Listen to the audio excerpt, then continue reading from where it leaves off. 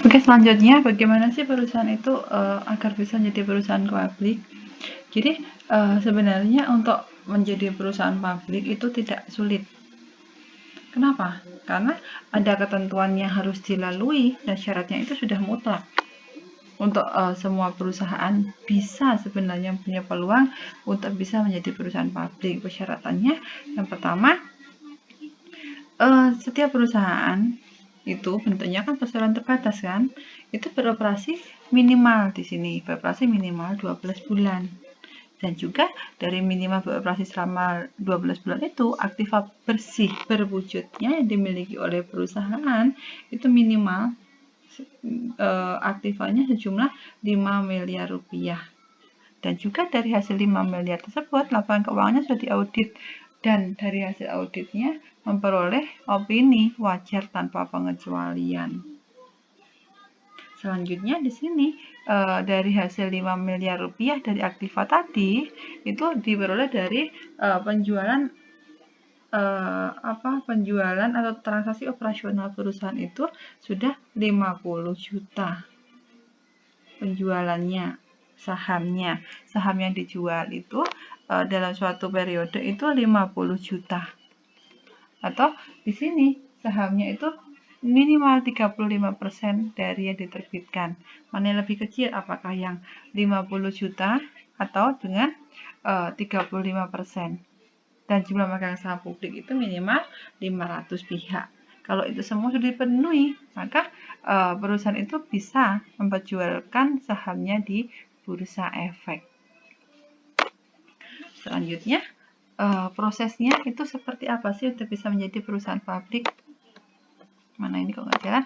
Selanjutnya prosesnya, jadi perusahaan yang ingin menjadi tambahan modal di pasar modal lewat go public itu ada beberapa persiapan.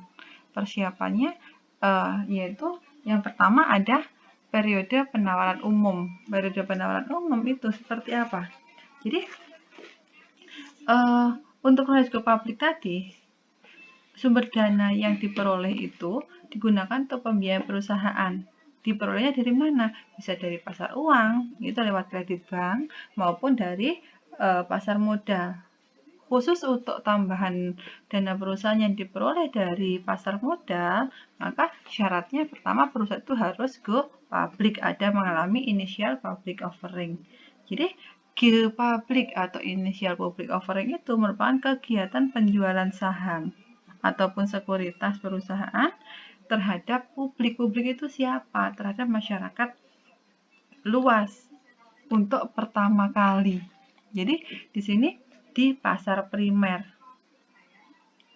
Jadi untuk pola transaksinya itu di pasar primer itu menggunakan metode ada pesanan dan juga ada penjatahan. Ya, semua itu dilakukan oleh underwriter. Jadi dalam proses pengajuan go public itu ada beberapa prosedur yang harus dilewati dan harus sesuai dengan standar yang berlaku. Jadi pertama harus melalui Bapepam, kalau sekarang sudah dilimpahkan kepada OJK.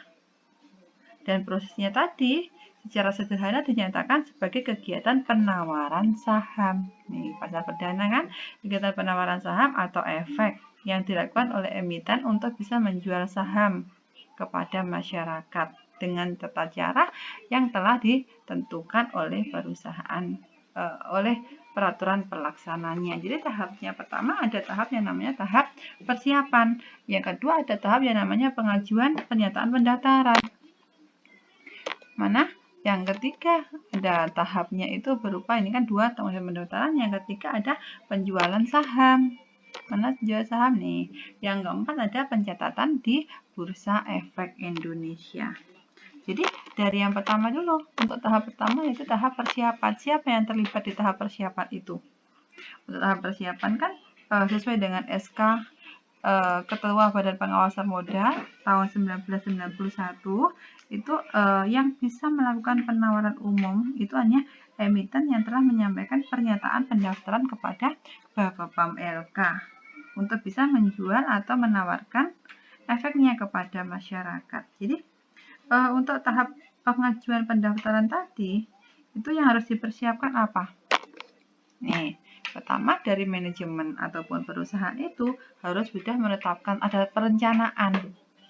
Kalau perusahaan itu akan atau perusahaan itu memerlukan dana dan akan mencari tambahan dana itu melalui go public.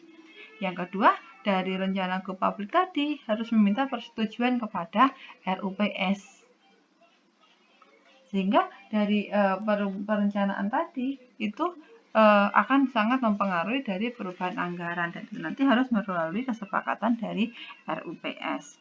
Yang ketiga, dari emiten itu mencari yang namanya profesi penunjang dan lembaga terkait dalam pasar modal itu. Untuk apa lembaga penunjang ini?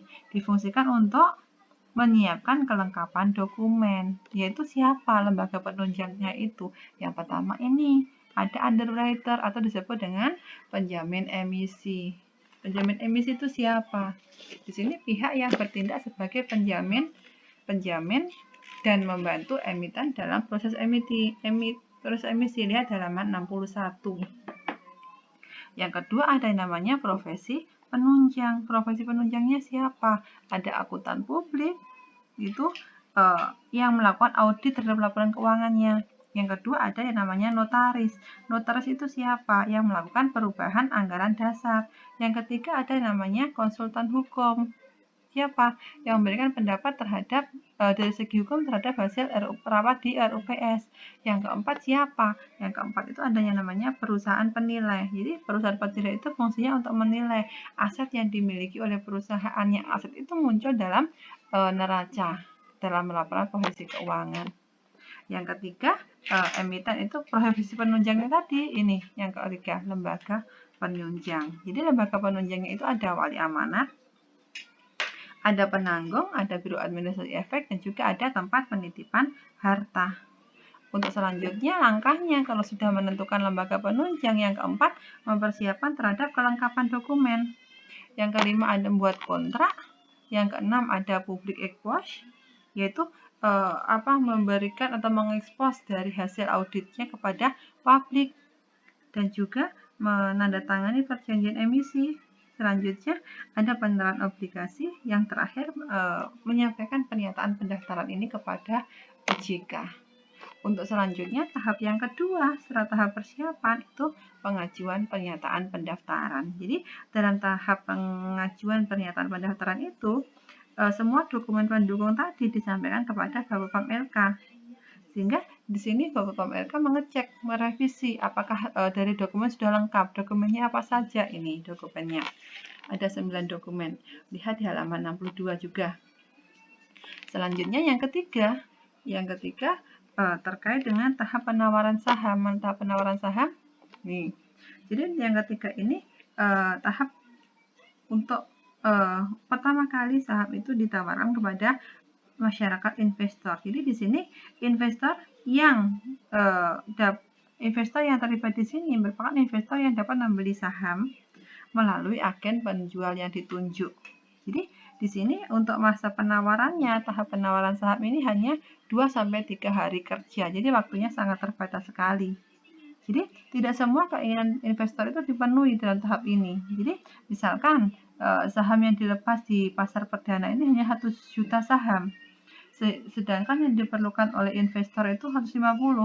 Maka di sini investor tidak bisa mendapatkan keseluruhan apa yang diinginkan. Maka investor itu harus mendapatkan sahamnya tadi di pasar sekunder. Jadi setelah masuk di pasar perdana, ini pasar primer, masuk nanti di pasar sekunder. Yang terakhir, tahap pencatatan di Bursa Efek Indonesia.